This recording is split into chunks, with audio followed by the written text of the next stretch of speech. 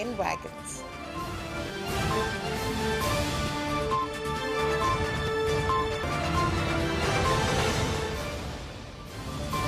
And in sports, only 13,782 tickets will be sold for the Kariakor Derby between Simba Sports Club and Yanga Sports Club this weekend.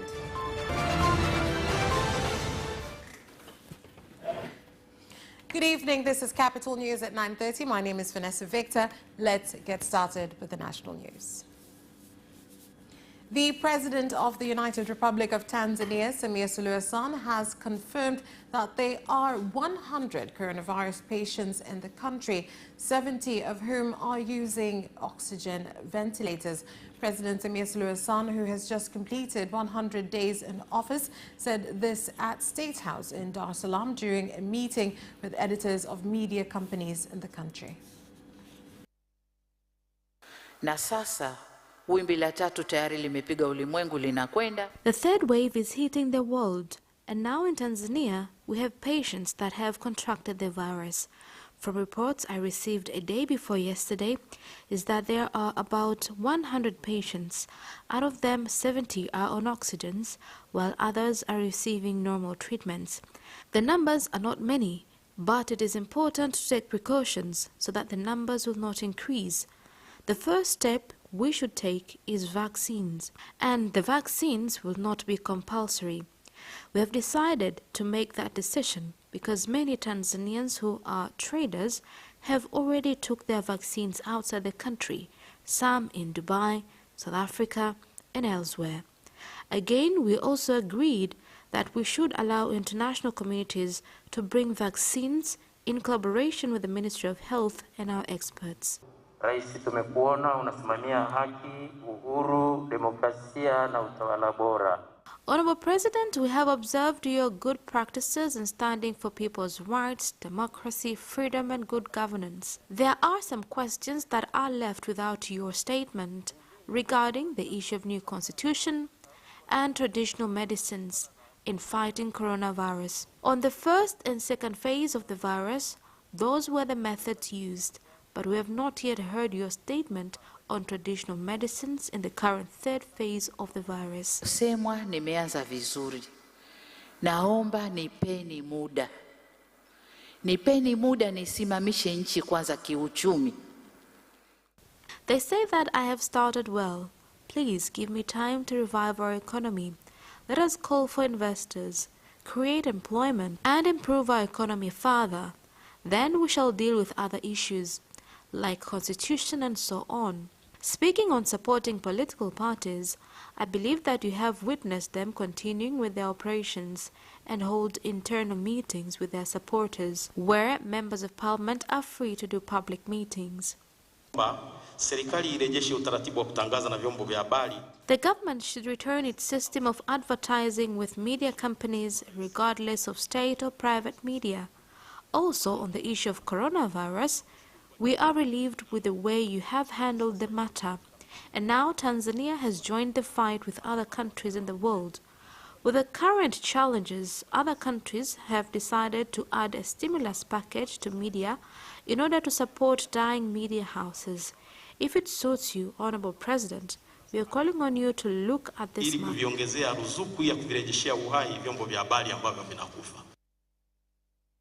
Train passengers coming from Mpanda district in Katavi region heading to Tabora region have complained of congestion, particularly in the third-class cabin. They have urged the government to increase the number of wagons in order to meet passenger demand.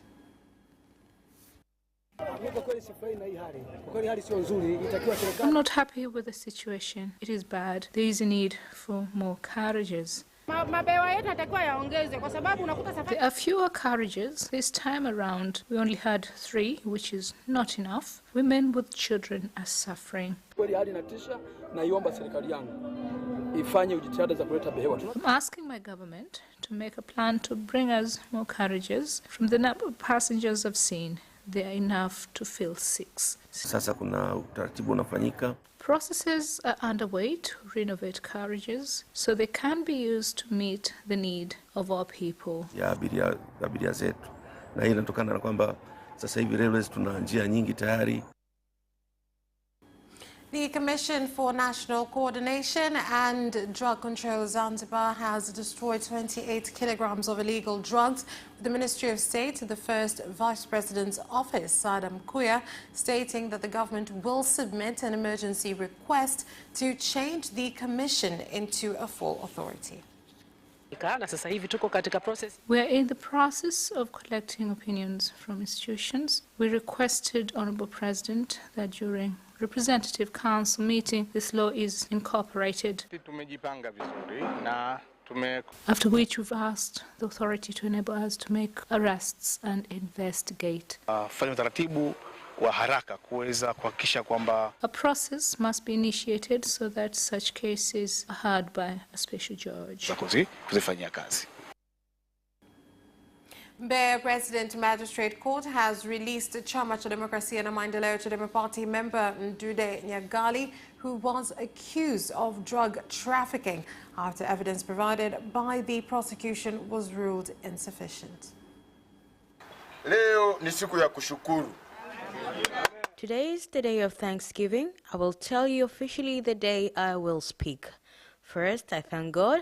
Secondly, I thank all the members and the leaders.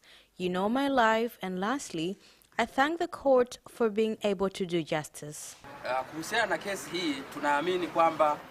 In this case, we believe that justice has prevailed for 1 year. We have always believed that Mdude was innocent, but the court has confirmed that. We thank God and Tanzanians. Let's continue to have such unity. Mdude Mparuka alikuwa ameambikiwa makosa hayo kutokana na mazingira ambayo mahakama imeeleza. Members of Parliament of the United Republic of Tanzania, while in Dodoma at Parliament, have passed an amendment bill for miscellaneous laws that in one way or another have been causing conflict in implementation. Lakini pamoja na hilo pia kuendelea kukumbushana. Also, I would like to remind members of Parliament that we should not leave things to go into our constituencies without being involved just because of the activities going on in the Parliament. Mheshimiwa Speaker, ili sheria iende kwa waradi. In order for the law to go to the people and be acceptable, the law must involve the people. So this law lacks legality because the citizens are not involved. I make a promise before you, Honorable Speaker, that we will continue to respect the constitutional authority of Parliament in the control of these small laws and observe the requirement of the laws which have been made by this Parliament.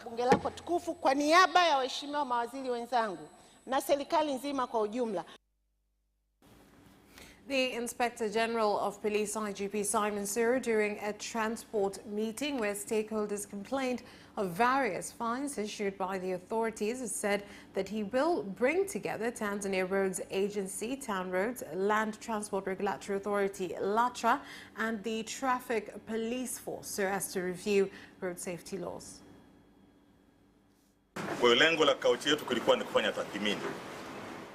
The purpose of our session is to evaluate what we did, what didn't happen, and what we would do in the future. We have seen that we have worked very much to reduce the accidents in a large case, and there are things that are still a challenge. And on the side of drivers, they have the challenge of lack of contracts, but also the existing laws needs a change, so we will be sitting on the side of the government and see how we can harmonize on the laws. Another issue is corruption. Some of our police officers are not honest and has been claiming corruption. So there are principles which we have agreed with drivers and we as police officers.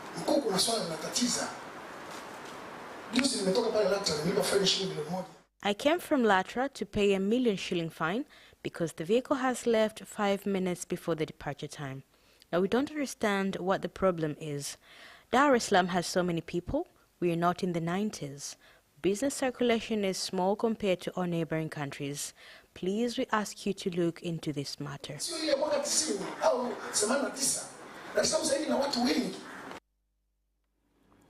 The Chief Justice of Tanzania, Professor Ibrahim Juma, said that the court will continue to ensure justice is delivered according to the law and that there is improvement of infrastructure in provision of court services online, as well as move them closer to citizens who have been unable to access them due to the challenge of distance.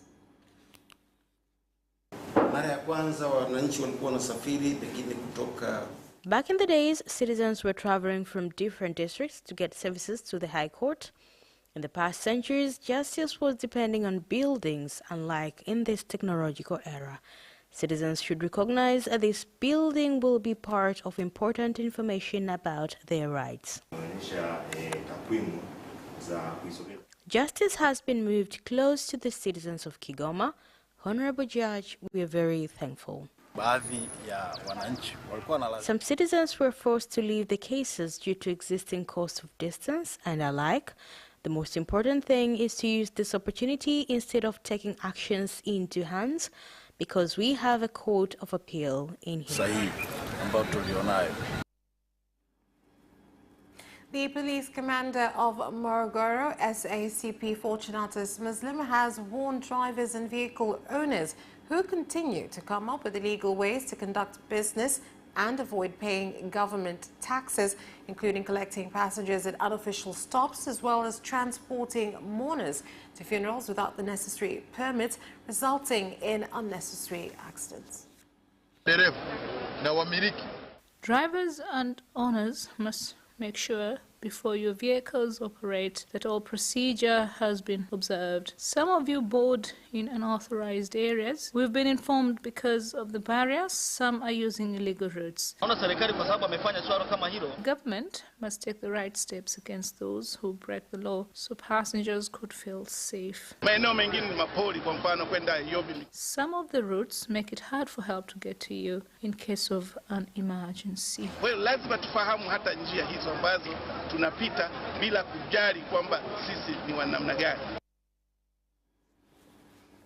And that is all for the national news. International news is next. Are you ready for some great news? I'm Christine Mundwa. And I am Eddie Micah Jr. with the brand new DW News Africa, The show that tackles the issues shaping the continent. now with more time to offer an in-depth look at all the trends that matter to you. What's making the headlines and what's behind them? We're on the streets to give you in-depth reports and insights. DW News Africa.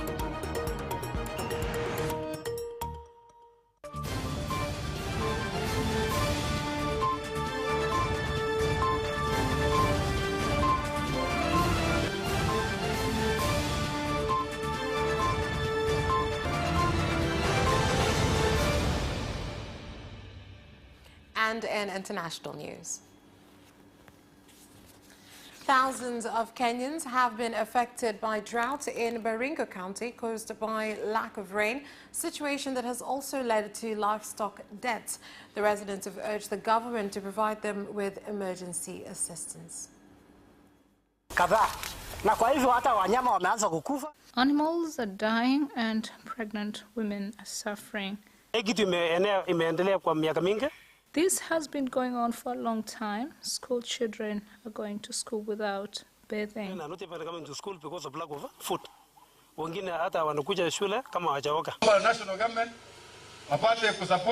asking the national government to support us in whichever way. We're asking management to reach those hard-hit areas.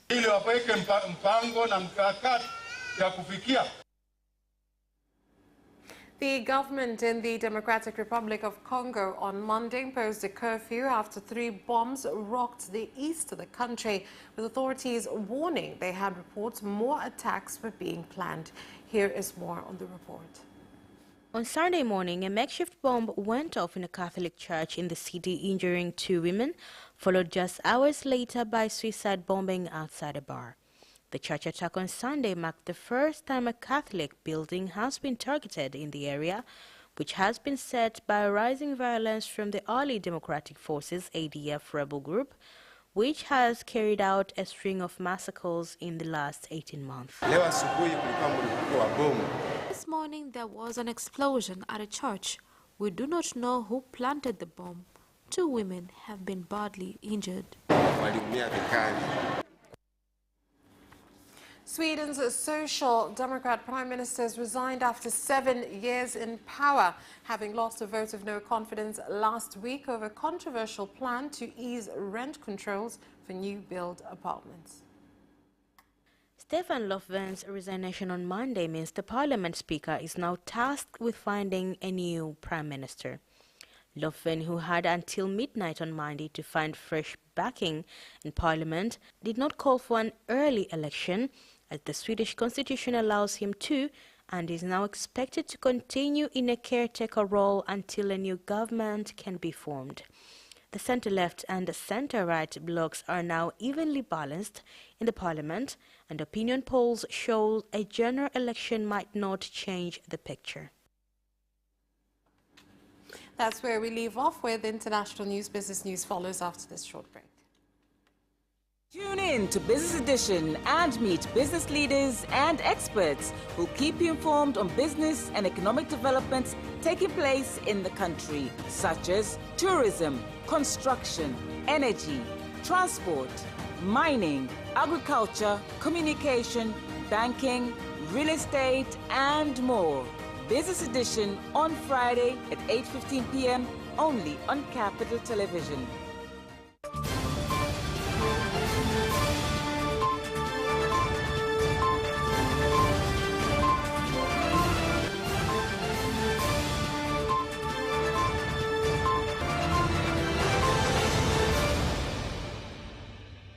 And now in business news.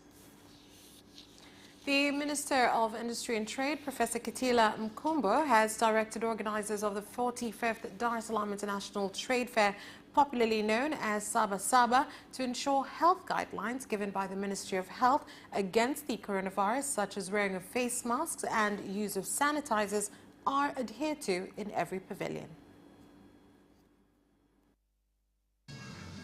Wanaweka maeneo ya maji tiririka ili watu waweze kunao. Na nimemwagiza katibu mkuu, they should put an area for fresh running water for people to wash their hands. I have already directed General Secretary to ensure that this directive is fulfilled. Not only that, there should be many entrances as possible, along with putting entrance and exit signs. Na kuweka alama za kuingia na kutoka ili watu wakati kuingia wasijazane ovyo ovyo. Hili ni jambo la msingi. And the Dar es Salaam Stock Exchange has reported that turnover during the week ending June 18th dropped by 1% to 159 billion shillings due to an increase in share prices of various companies listed at the stock market. Kubwa huu wa ongezeko la karibu bilioni 159 kwa wiki ulitokana na maongezeko. The capacity of almost 159 billion shillings per week was a result of increase in prices of some companies at the market. The companies include Twiga Cement, which increased its prices by almost 9%, Nico, Jubilee Holdings, East African Breweries and KCB. Ongezeko ya bei kwenye hizi kampuni ndio ilipelekea ili ongezeko la karibu bilioni 159 ya ukubwa wa soko jumla katika wiki iliyoishia tarehe 25. And producers of various crops in the country have been advised to increase production of quality products in order to be competitive in and out of the country, while the government has been urged to address the issue of policies which are hindering access to international markets. Tunaweza tukajifunza kwenye value chain nyingine. If we can learn from other value chains like fish market, milk, for example, in Komoro, there are market opportunities for different items. But the question is, how are we going to help entrepreneurs individually to tap that market legally without being conned? Kuna taasisi ambazo ili leo uweze kuwa na kiwanda au uweze kufanya biashara ya maziwa. There is an array of institutions that must be approached before one establishes any factory, where each authority gives out specific terms and conditions, something that is retarding a lot of entrepreneurs' efforts in establishing their own industries. And that's the end of Business News. Sports is next. Away first time, good start from Bolt. Bolt leading a moment of going away. Gay trying to go with him, and he's being dragged through to second place, but he's going to win it by 2 meters. Away first time, good start from Bolt. Bolt leading a moment of going away.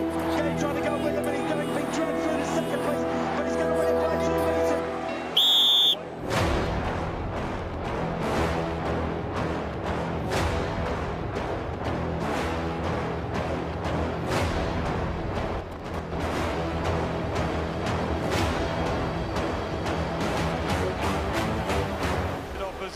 Joaquinho, he did lose to Lent.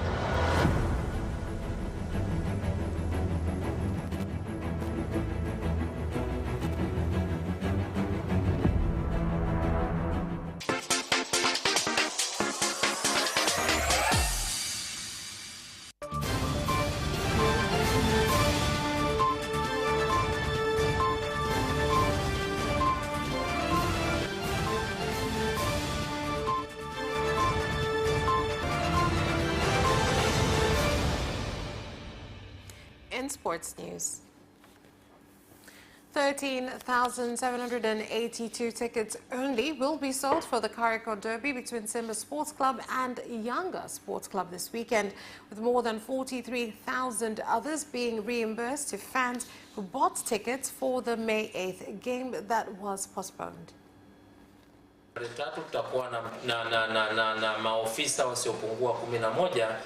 On the 3rd, we'll have not less than 11 officers with the aim of supervising the game. VIP will only be for special invited people. So if you're not invited, then for that game, you will not be in the VIP section.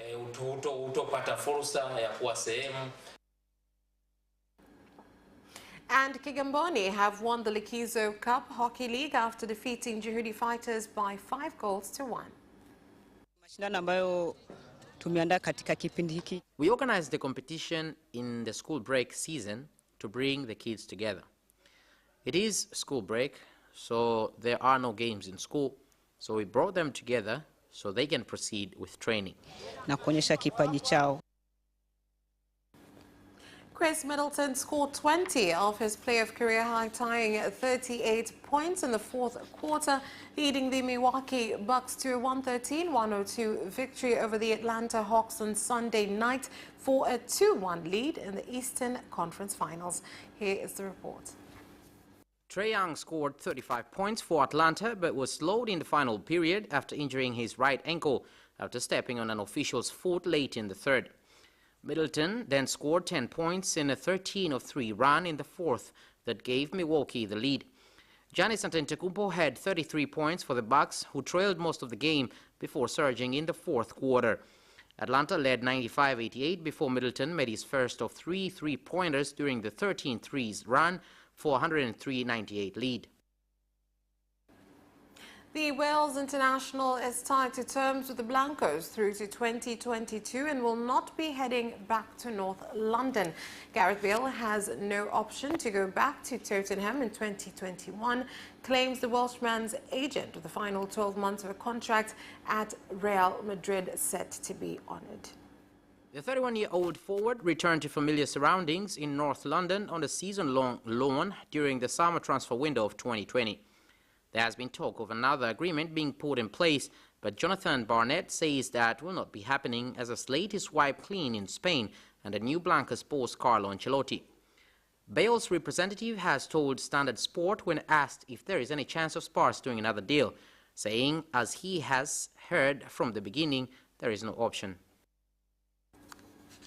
Serena Williams says she will not compete in the 2021 Summer Olympics beginning next month in Tokyo. Here are more details. Williams told reporters at Wimbledon that she had reasons for pulling out of Olympic consideration, but didn't want to discuss them. The 39-year-old veteran is one of the most successful Olympic tennis players of all time, winning singles gold in 2012 and doubles gold with her sister Venus Williams in 2000, 2008 and 2012. Only Venus and Great Britain's Kathleen McCain Godfrey have more Olympic tennis medals than Serena, with 5 each.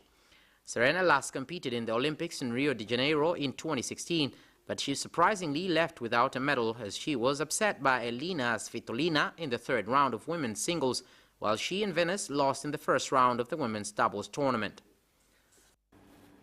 And that sports item ends our news bulletin. My name is Vanessa Victor. Thank you for watching and have a good night.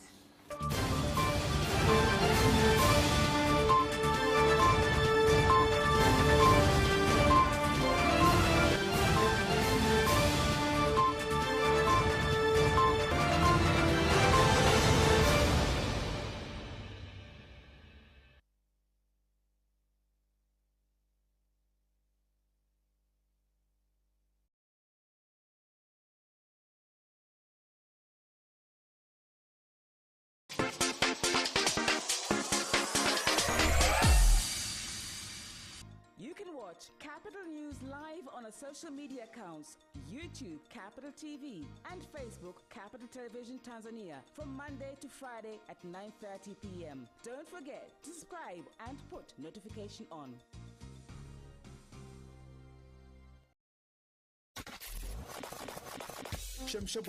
Chemsha Bongo.